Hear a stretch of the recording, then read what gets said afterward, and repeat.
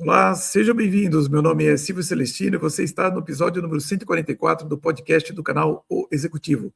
O nosso propósito aqui é aumentarmos a sua musculatura executiva para que você seja cada vez mais um executivo classe internacional. E para isso nós aprofundamos em temas como a gestão de pessoas, o equilíbrio de vida pessoal e profissional e, é claro, sobre negócios, sobre investimentos. Hoje o tema é uma continuidade dos episódios anteriores. Nós vamos falar como que você pode ampliar o seu horizonte de consciência para tomar decisões mais bem fundamentadas, decisões que não dependem apenas de opinião, emoção ou da manchete do dia. E antes de começar, é claro que eu preciso esclarecer a você porque que eu estou sem imagem nesses nossos episódios. Eu estou de férias aqui no norte de Alagoas e, devido a um problema técnico, não estou conseguindo fazer a edição de imagens, mas o conteúdo continua sendo extremamente relevante para você. E na semana passada eu falava sobre o horizonte de consciência, que em termos muito sintéticos significa a sua capacidade de compreender qual é o seu conhecimento, né? O que você sabe, o que falta você saber, e utilizá-lo como fundamentos das suas escolhas. E, principalmente, para você poder explicar essas escolhas a terceiros, sobretudo, antecipar as consequências delas ao longo do tempo. Para quem é executivo, isso é fundamental para que você seja estratégico. Quanto mais o seu horizonte de consciência, maior a sua capacidade de comparar o futuro provável com o futuro desejado. E é claro que, se eles não coincidem, fazer os ajustes antes que seja tarde demais. Como eu estou de férias, eu confesso que eu tenho acompanhado mais notícias do que o habitual. E, embora eu goste muito de estar informado, a sensação que eu tenho é que raramente tivemos ou estivemos diante de tantos acontecimentos relevantes ocorrendo ao mesmo tempo. Para um executivo, já é muito difícil acompanhar em tempo real tudo aquilo que está acontecendo, principalmente porque é difícil você realmente encontrar um espaço na agenda para ler de maneira articulada e frequente uma quantidade muito grande de informações. E, principalmente, articular essas notícias nacionais e internacionais, as notícias econômicas, geopolíticas e sociais, que exige um esforço que não é tão trivial assim. É um trabalho, sem dúvida, para 12 Hércules, né, como eu costumo dizer. Veja a quantidade de frentes que estão abertas simultaneamente só no que a gente viu essa semana. Nós tivemos a liberação dos arquivos do caso Jeffrey Epstein pelo FBI, com revelações gravíssimas, e até agora nenhuma prisão à altura do conteúdo foi divulgada. O que, convenhamos, seria o mínimo esperado. Existe uma tensão crescente nos mercados financeiros, como ouro, prata, Bitcoin e bolsas caindo violentamente, sinal claro de uma perda de confiança e aumento das incertezas. Aí eu aproveito para alertá-lo. Hoje é dia 5 de fevereiro de 2026, amanhã é sexta-feira, dia 6. Fique bastante atento nos mercados. Realmente os números e os níveis com que os mercados estão trabalhando são níveis preocupantes, e existe a possibilidade de nós termos uma queda importante no dia de amanhã. As questões geopolíticas também continuam em foco. A escalada entre o Irã e os Estados Unidos se aproximando de um ponto bastante decisivo. A guerra da Rússia e da Ucrânia, que não tem uma solução à vista. Aliás, ao contrário, o Trump pediu até para o Putin fazer uma espécie de cessar-fogo contra as fontes de energia da Ucrânia devido ao frio. E, como resposta, o Putin aumentou o ataque às instalações de energia da Ucrânia e, é claro, o conflito de Gaza, que ainda está em curso.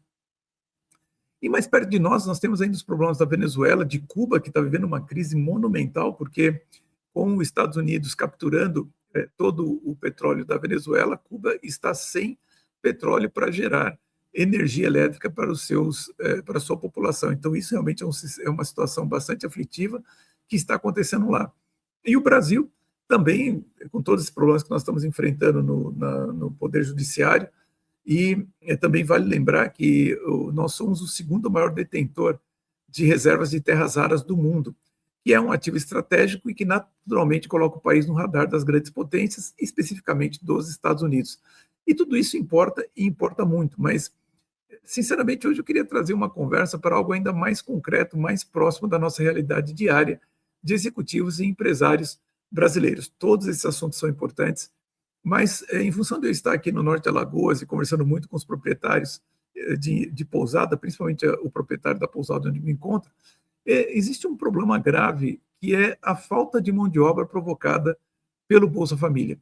Eu vou falar de algo que aqui não é ideologia, mas é algo empírico, que é o que eu estou vendo, não só aqui, mas em outros lugares, que é estarrecedor ter uma pousada aqui em Alagoas e ouvir empresários dizendo que não consegue garçons, marceneiros, encanadores, eletricistas ou mesmo camareiras. As pessoas simplesmente preferem não trabalhar ou trabalhar sem registro para não perder o benefício. Aliás, em São Paulo, a situação não é muito diferente. Eu mesmo estou com sérias dificuldades para encontrar uma nova empregada doméstica e algumas candidatas dizem com absoluta tranquilidade que não querem ser registradas para não perder benefícios. Isso não é um problema, portanto, regional aqui de onde eu estou, ele é nacional. E aqui vale um parênteses histórico, porque sem contexto, é claro que não dá para a gente falar de consciência, né? O Bolsa Família ele foi criado em 2003, durante o primeiro governo Lula, e foi uma unificação de programas anteriores, como o Bolsa Escola, o Bolsa Alimentação e o Auxílio Gás. A sua intenção original era clara e moralmente defensável: combater a miséria extrema, especialmente em famílias com crianças, condicionando o benefício à frequência escolar e à vacinação. Durante muitos anos, foi reconhecido internacionalmente como um programa eficiente de alívio imediato da pobreza extrema. E o problema, pessoal, não está nesta origem, tá? Está na deformação que esse programa sofreu ao longo dos anos. Quando um programa de emergência se transforma em um modo de vida permanente, algo saiu do eixo. Não temos, ou melhor, se nós temos empresas desesperadas por trabalhadores e, ao mesmo tempo, milhões de pessoas em idade produtiva vivendo de benefício estatal, há uma desconexão estrutural muito evidente. Isso nos leva a uma pergunta incômoda, mas que é profundamente necessária. É essa a cultura que desejamos para nós? É essa a cultura que nós desejamos para o brasileiro? Ninguém minimamente sério defende o fim da ajuda aos verdadeiros vulneráveis. Isso me parece um tanto óbvio. Deficientes, órfãos, viúvas com filhos pequenos, pessoas com limitações reais. A caridade e a justiça social exigem algum tipo de amparo. Mas quando jovens saudáveis se recusam a trabalhar para viver às custas do Estado, estamos diante de uma situação alarmante. E isso não termina bem, nunca terminou em nenhum lugar do mundo. Aqui eu conecto com algo que vem repetindo nos meus textos e podcasts recentes. O sistema financeiro global está passando por transformações estruturais profundas. Se o ouro e possivelmente a prata voltarem a exercer algum papel relevante como lastro ou disciplina monetária, o mundo do crédito fácil, inaugurado em 1971 por Richard Nixon, de passagem, simplesmente deixará de existir ou será drasticamente reduzido. Governos não poderão mais distribuir dinheiro como se ele fosse infinito. O ajuste virá de uma forma ou de outra, ou pela escassez de crédito ou por hiperinflação. No primeiro cenário, benefícios serão cortados ou reduzidos. No segundo, a pessoa pode até receber R$ 1 milhão por mês, mas com a pequena inconveniência de que um cafezinho custará 3 milhões. Ronald Reagan já dizia que um bom programa social deve ser medido por quantas pessoas conseguem sair dele, não por quantas entram. Aliás, é muito comum você ver isso, né? O governo sempre fala, não, estamos com cada vez mais pessoas sendo assistidas como se isso fosse uma coisa boa. Olha, pessoalmente, eu aqui faço uma leitura alinhada à doutrina social da igreja. Entendo que boa parte da ajuda deveria vir das famílias e das comunidades locais, não exclusivamente do Estado. As famílias conhecem o entorno, sabem quem realmente precisa de ajuda e quem apenas se acomoda. A caridade cristã, especificamente católica, quando eu falo cristã, me refiro à caridade católica, ela é pessoal, concreta e responsável, não burocrática e anônima. Se uma crise econômica severa acontecer, algo que não pode ser descartado, milhões de pessoas da classe média podem ser empurradas para a pobreza. Como esse sistema vai suportar ainda mais dependentes? Some-se a isso a probabilidade crescente de fraudes, algo reconhecido, inclusive, por órgãos de controle. Imagine o seguinte, pessoal, se nós tivermos realmente uma crise econômica séria, onde a classe média, muitas pessoas da classe média sejam rebaixadas para o nível de pobreza, você vai ter menos pessoas pagando tributos. Então vai ser mais difícil ainda fomentar ou ter dinheiro para pagar esse benefício. Nós precisamos resgatar a cultura do trabalho. E isso não se faz apenas com campanhas publicitárias. Isso exige mudanças estruturais. Não é razoável termos empresas sem mão de obra e estados onde há mais beneficiários do Bolsa Família do que pessoas formalmente empregadas. Isso não acaba bem. Ou enfrentamos esse problema de forma estruturada, racional, e moralmente responsável, ou teremos sérios problemas sociais, fiscais e, por que não dizer, civilizacionais. Permita concluir com uma proposta objetiva. O benefício poderia ser reestruturado como um modelo de transição obrigatória, manutenção do auxílio por tempo determinado, redução gradual conforme o beneficiário entra no mercado formal, complementação de renda temporária para quem aceita emprego registrado e, é claro, integração com programas reais de capacitação profissional em parceria com empresas locais. Assim, quem realmente precisa continuar protegido, fica. Quem pode trabalhar é incentivado a fazê-lo. O empresário volta a ter acesso à mão de obra. O trabalho dignifica, assistencialismo permanente degrada. Então, pessoal, assim, o que eu penso é o seguinte, conversando com o que eu tenho visto aqui, principalmente na pousada na qual eu estou, é bastante aflitivo você ver um empresário ter problemas de manutenção na pousada, ter problemas no atendimento aos seus turistas, né, aos seus hóspedes, e você não encontrar pessoas para fazer, às vezes, a manutenção simples de um ar-condicionado, uma instalação elétrica, alguma coisa muito tranquila da pessoa aprender rapidamente e começar a trabalhar e ter renda.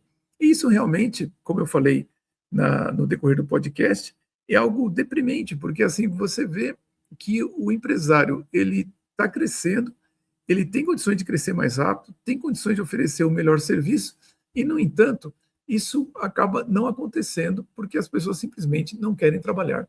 Se isso já é ruim para uma pessoa que realmente tem um problema grave em casa, o mais grave ainda é quando a pessoa tem todas as condições de saúde, é jovem, tem energia, mas ainda assim prefere viver do Bolsa Família. Então, isso é um ponto que eu achei importante trazer para nós conversarmos, por causa de que eu acredito que o executivo ele é um importante influenciador da cultura, não só na empresa, mas da cultura geral das pessoas e, portanto, do país. E nós precisamos ter uma opinião a respeito disso. Eu vejo que muitas vezes alguns jornalistas fazem uma avaliação de que não, mas olha, para a gente resolver esse problema, em vez de mexer na renda do mais pobre, nós temos que começar a mexer na renda dos funcionários públicos que ganham acima do teto, e mesmo até de juízes, procuradores e tudo mais. Mas se a gente for esperar isso para resolver o problema do setor privado, nós estamos absolutamente perdidos. Quer dizer, nós precisamos ter consciência de que existe um problema grave acontecendo, e esse problema realmente está paralisando negócios no Brasil. E tão importante quanto resolver a máquina pública, que eu acho que a gente só vai conseguir resolver no longuíssimo prazo, é a gente entender que essa cultura do não trabalho no Brasil não vai ter um resultado muito bom. E eu vou continuar essa conversa agora no episódio, na sessão da Conversa Controversa. Para quem não sabe o que é a Conversa Controversa, como eu falei no começo, é a sessão no nosso podcast onde nós falamos de temas polêmicos e que nós deixamos reservados somente para assinantes. Então tem um link aqui embaixo para você se inscrever e participar não só dessa Conversa Controversa, mas de todas as dos episódios anteriores. E, claro, fica o meu convite para você se inscrever e também o meu convite para que quinta-feira que vem, 19h30, mais um episódio do podcast do Canal Executivo. Nós estamos fazendo aqui um esforço para que a gente possa colocá-lo no ar em meio às minhas férias aqui, com todos os problemas técnicos. Espero que você tenha possa refletir bem sobre esse tema, porque isso também faz parte de você ampliar o seu horizonte de consciência e levar em conta as dificuldades que nós vivemos nas nossas empresas como executivos, como sendo um contexto cultural bastante complexo de uma cultura do não trabalho. Então, semana que vem, 19h30, mais um podcast do canal O Executivo. Você é muito bem-vindo. Um grande abraço e vamos em frente. E eu começo a nossa conversa controversa perguntando: existe saída para uma cultura do não trabalho?